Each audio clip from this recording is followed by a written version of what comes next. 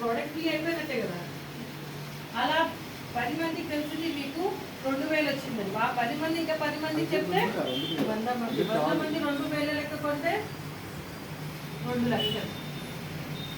2 లక్షలకి 10% 20,000 మీకు వస్తే ఎలా ఉంటుందండి?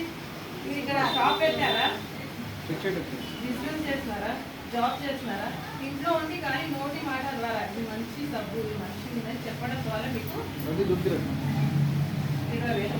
అలాగే 100 మంది ఇంకా 10 మందికి చెప్తే 1000 మంది 2,000 లెక్క చెప్పిన కొంటే ఎంత? 20 లక్షలు. 20 లక్షలకి 10% हिंदी हिंदी हो 20 लाख का 10%, 2 लाख। अगर 2 लाख आए तो आपको कैसा रहता?